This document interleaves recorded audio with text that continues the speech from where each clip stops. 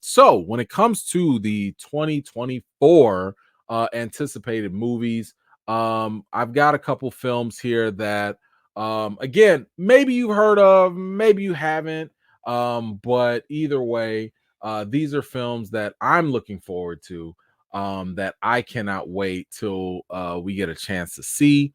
And Yeah, that is definitely going to be something. Um, that we have to check out. Hold on one second.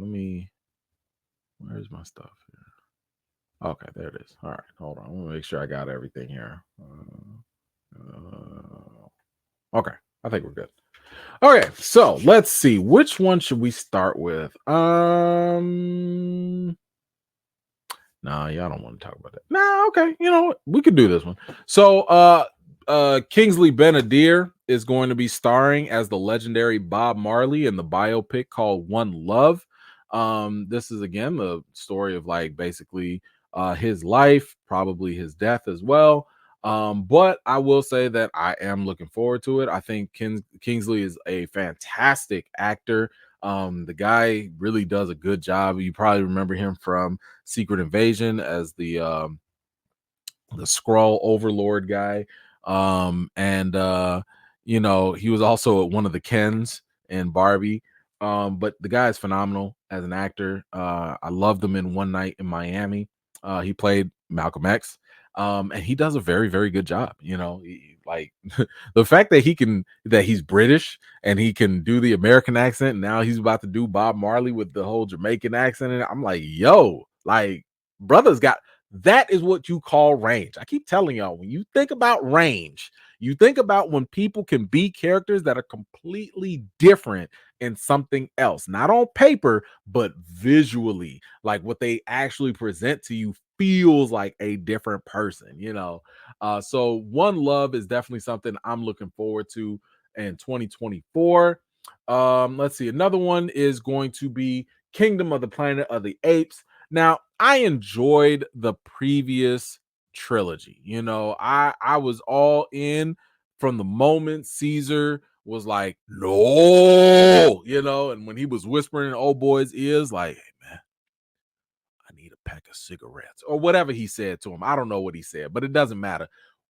That right there kicked it off, and now I was way more invested in Planet of the Apes. Now, I really liked Matt Reeves as the director, and I thought he made those films really good. So I am a little cautious because I'm not really sure if when you bring a new director in, if it's going to be, you know, in the same line, if it's going to have the same energy. I don't know, but it is something that I am looking forward to nonetheless. So I am interested to see where they go with it. I think they said that it takes place 300 years after Caesar, so like the apes have definitely developed. They've got their own little societies, kingdoms. Humans are like barely existing at this point. So I'm looking forward to see where they go with that. Let's see another one that maybe some of y'all might have forgot about, but A Quiet Place. And this is not a sequel. I want to say this is actually going to be a prequel. It is A Quiet Place Day One. And this one is going to star Lupita Nyong'o. You know, so she is going to be in it. Of course, Lupita is like fantastic as an actress. So that right there is already a great selling point for me. Um, but I am absolutely looking forward to her doing it. I thought what John Krasinski did with the first two Quiet Place movies was great. Now the first one, I don't think anything can top that. Um, it was a little unfortunate that he felt probably more so forced to do the second one because the first one just did so well that the studio was like, nah, we need that second one, boss. We need you to come up off that right now, you know. So I'm not a fan of that because when you do that, it forces the creator to kind of come from an inauthentic place. And not to say that Quiet Place 2 was bad. I still thought it was good, but it just couldn't live up to what the first one did for me. So now this one, this third one, Day One, I believe it's being directed by Jeff Nichols. He did another movie called Midnight Special. I did like it. I wouldn't say that his movies are like they don't blow me away, but I do like them generally. So like I'm okay with it. I'm interested to see where they go with it. But again, you had me at Lupita, so I'm here for it, right? Then another one. Now this was a little bit of a surprise. We did not. I didn't think. I honestly did not think I was going to care about this movie whatsoever. I've already told y'all I like horror movies. And one horror movie that kind of got me, and it was so basic, it was so simple, was Smile. And now we got Smile Part 2 coming. And I have to say, Smile is definitely something I want to see. What the hell are y'all going to do with this right here? Because the first movie, it was different. Listen, that ending was extra. They got very extra with that ending. But I liked what they did with it, and it reminded me of the movie It Follows, which is another original horror movie. And I thought that they did a really good job with this one. Like this, just the concept of it was very interesting. So I want to see what they do with this sequel, how they go about it. And that is definitely going to have my attention for sure.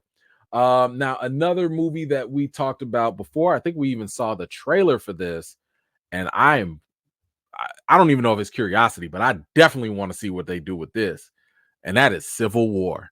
Civil War is that movie that is coming from A24, and it basically takes a look at America, and I don't know where the divide happens. I don't know how it happens, but this is what I'm interested in. For whatever reason, America's political ideologies have pushed us to a civil war. Now, I know some people kind of lightly want to toss that out there, but I feel like sometimes we need these movies to kind of like ring a bell and let people know, nah, this could be a problem. Let me tell you something. To this day, I still look at Terminator as the ultimate warning for AI development. Okay, at the end of the day. So, yeah, I mean, the Matrix is one thing, but Terminator is that's the benchmark for me when it comes to AI. Okay, we still talk about Skynet today when we think about AI. Um, but this Civil War movie, and there was that one scene where I guess these journalists, these reporters or whatever, and they came across some paramilitary dude or whatever, and they were like, "Hey, we're Americans." And he was like, "Oh, okay. What kind? Like, which Americans are you? What? Ooh, I need to see this. I need to see this because a modern day version of what a civil war would look like with our capabilities, with our misinformation, with our political views, with our underlying biases and stuff. Oh, there's so much meat on the bone for that. So yes, I want to see that. And it's coming from A24. This is the studio. Now they take some risks, but they will hit you with originality, and they are doing that with this. So I am here for this all day, for sure. That is definitely something I am looking forward to. Now, some of y'all might have forgot about this. This is a spin-off from, we just talked about one of the best action series out there, and it's going to be the Ballerina. In case you forgot, in John Wick, the Ballerina, these are one of the other types of assassins within this world of assassins, and the Ballerina is going to be there. I think it's Anna de Armas is going to be the lead in this. Now I'm a little surprised that they didn't go with Sophia Boutella. She's the main lead from Rebel Moon, because she actually is a dancer. I thought she would have just been perfect for this, but I don't know. They're taking Anna de Armas instead, and putting her in this role. I think Keanu Reeves briefly shows up in this movie. I think they have a quick little fight, maybe. I don't know. I think that was rumored. I mean, you should put John Wick in a John Wick spinoff in some capacity. But either way, I am looking forward to this. I just want to see what they do. I'm fascinated with this world. I'm fascinated with all the things that they've tried to build up with this. So it is definitely something that is on my radar for sure. Moving on, we're gonna go back to a little bit of horror. I love this. Alien, yes, Alien. What is it called? Alien Romulus is going to be the next iteration within the Alien IP franchise. And this one is coming from Fede Alvarez. Now, Fede has done the Resident no, not Resident Evil, Evil Dead. He just recently did the Evil Dead movies. And for you scaredy cats, I know y'all didn't watch it, but for some of us that like horror, listen, I like the redo, the rebooted Evil Dead. Those things are violent, those things are gory, they don't play. So if Fede comes with that same energy from them Evil Dead series and puts that in Alien. Now, Alien been slacking for a minute, and I'm a fan of the whole frame. I like Prometheus. Okay, I know some people don't. I like Prometheus. I am a sucker for the lore. I like all the. I even watched Predator versus Alien. Anything that deals with these things, I like it and I watch it. Okay, I went back and rewatched Alien. Fantastic. Aliens, goated. Like you're talking about solid stuff. So, um, the fact that you're doing this again and you're bringing a director that actually has done a very good job with violent horror films, I'm in. I'm in. So I am here for it. I am looking forward to it. Ridley Scott apparently is already co-signed, said that this is it. This is going there. So great. I'm all in. What else do we have here? Okay, yeah, we can do this one. I like this just for the fun of it. Godzilla X Kong, the new empire. Listen, I don't know what this new monkey is. They got some new monkey that they got to go fight. But whatever the case is, it's about to be a 2-on-1. And if you need both Godzilla and King Kong to fight against you, you got to be some kind of problem. So I am sitting here looking like, okay, let's go. I want to see what this new cake, because from the eye, hold on, y'all see the eyeballs? Because the eyeballs are shiny. Okay, the shiny eyeballs give me the impression that this might just be, and we haven't seen it, but I got the feeling that this ain't gonna be nothing more than just a combination of Godzilla and King Kong put together in this new enemy. I got a feeling that this new crazy ape probably sits here and blows out fire too. I think that's what we're going with. But listen, they got Godzilla in this. If y'all seen the trailers, they got Godzilla out here looking like a whole Super Saiyan. My man went from Super Saiyan God level to now he got the other Super Saiyan version. Now he got pink lasers or something, like instead of the blue lasers or whatever. So I guess he done been watching Dragon Ball a little bit of something. But he got his upgrade. But I'm looking forward to it. I'm a sucker for these movies. They're not great, but they are entertaining, nevertheless. And I've liked Skull Island. Actually, I really like Kong Skull Island. I like the previous ones, even though I still think Godzilla should have lost. When he went against King Kong. And I like the redo King Kong. So I like where they're going with all of this monster universe stuff. I just need less humans. Y'all don't be doing a good job with the humans. Now, Godzilla -1 did a fantastic job with showing the human. Brilliant job, but not this new stuff. Not the new stuff. But all right, let's go on. Next up, I've got this is a no-brainer. I mean, like, duh. I'm bringing it up again. Beyond the Spider-Verse. Yeah. So Across the Spider-Verse was already one of the best movies of the year. I absolutely cannot wait to see Beyond the Spider-Verse as well. This is definitely something that I'm thinking to myself, like, yo, if y'all are just exactly the same, I'm not even saying you got to be better. If you're exactly the same, this could go down as one of the best trilogies ever. Not best Spider-Man trilogy, best trilogies. And that's if it's just the same. If it's even better, I don't think there's any debate at that point.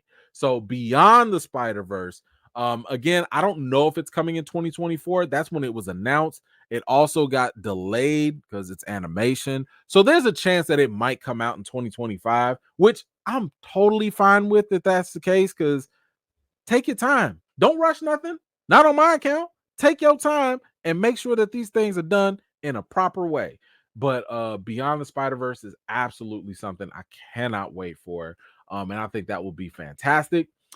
Here's one that I don't know. There might be a little divide on this. Some people might want to see it, some might not, but I'm okay with it because I do. And that is Joker 2, Folie à Deux. So Joker 2 is going to be a sequel, obviously, to Joker, starring Joaquin Phoenix. And we have Lady Gaga, who is going to play his Harley Quinn in this world. Now, a couple things here. You know, this is going to be based off of I'm not based off of, but it is going to be a musical. Right now, I know musicals sometimes can have a negative connotation with some people. Matter of fact, I was just reading about how some studios are starting to stop using the term musical because it does turn people off. However, and the other knock against this is the fact that there was never supposed to be a sequel.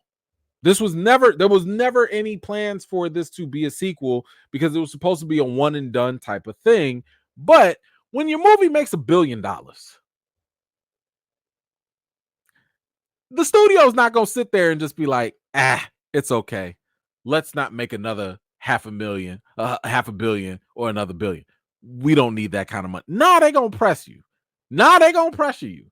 And just like A Quiet Place, the studio was like, where that Joker 2 at? Run that sequel right now. So this is where we're at with it. So I'm a little concerned that maybe we're not gonna get the best quality, because if y'all know, and listen, it's one of the most popular videos on my channel. Even though I didn't like Joker the first time, it was because I didn't get the big joke. I missed it. Like I think a lot of people did. But then when I rewatched it, I was like, oh, this movie's genius. And go watch the video if you haven't. It's that whole did you miss the big joke in Joker video. I'm not saying that they're going to do the same thing, but I'm willing to give this sequel a chance. So it is something I'm looking forward to. Yes, it is a musical. I can look past that. I just want to, like, here's the thing. If it's a musical, but if the musical is based on their shared delusion, I'm okay with it because they're crazy, right? So if crazy people want to listen, y'all ain't never seen no crazy people just singing and dancing for no reason. Y'all ain't never seen that. You know what I'm saying? So as long as it makes sense, even in their nonsense, I will be okay with it. It's not going to bother me that it's a musical, but either way, I'm giving it a shot. I'm gonna give it a chance and see what they do with it. My expectations aren't high, but I want to see where they go with it. Now here's something else, and it's a little bit of a change of pace, but y'all, I cannot lie. I'm a sucker for this because the first movie got me. I cannot wait for Inside Out 2. Inside Out has to be one of my most rewatchable animated movies, especially from Pixar. Like that movie was me. I mean, my wife was just making fun of me saying that I was the dad, I was the husband in there, because she'll be sitting there talking to me and asking me questions. And in my head, I'm playing some sports. I'm watching some TV shows in my head. And then them little people in my head be like, uh-oh, the wife just asked a question. You got to respond. You got to say something. And I'll be like, I agree. And she was like, I asked you, why did you buy tacos? And my dumb self talking about, I agree. You know, like all of this stuff is so true. They captured everything in Inside Out. My kids be the same way. I'm Lord. And they about to have their little girl turn into a teenager or whatever. And I got that. Oh, Lord Jesus. Help me. Help me. So yes, I cannot wait for Inside Out 2. And now they're introducing the new emotion, anxiety. Listen, I don't even have to deal with that on the teenage level. The little kids be dealing with that already. So I can't wait to see what they do with it. I thought the first movie was brilliant. I thought that they captured everything exactly the way that it was meant to be, and I cannot wait for that. Last but not least, and this is probably my most highly anticipated movie of 2024, and probably gonna be the first $1 billion movie in 2024. I don't know, but y'all, how can we not get excited for Deadpool and Deadpool 3? We don't have the official title yet. I suppose it's not really gonna be Deadpool 3. But whatever it is, you got the yellow and blue Logan, you got Hugh Jackman back in the suit. This is something that nobody saw coming. Nobody thought was possible. We went for years begging and hoping and wishing that Ryan Reynolds or that Hugh Jackman would come back, and Ryan Reynolds pulled off the impossible and got this man. Not only did he get him back, but he got him in the blue and yellow suit. But yes, as far as a you know comic book movie, this is probably going to be the only comic book movie I think that is going to be watchable. And yes, I do think it has the potential to be a billion, because Deadpool already is a pretty high selling franchise. It's a well known character at this point. And Hugh Jackman is a draw. Wolverine is a draw. And you're putting both of those factors together. You're talking about addressing something that fans from both franchises, whether it's the X-Men or the Deadpool series, and you're putting it in the MCU. You don't think that can make $1 billion easily? I mean, at minimum, this could make 800 million at minimum. And it's a comedy. Come on now. Come on now. So, like, again, this has got all the ingredients to be one of the best movies of the year. Now, will it be? We still have to wait and see. But I trust Ryan Reynolds' marketing ability, because, again, the marketing for the first Deadpool movie was phenomenal. So I trust his marketing genius. I trust his relation to the characters. I trust his comedic style and timing. And even though they've been kind of shaky, I trust the Marvel machine.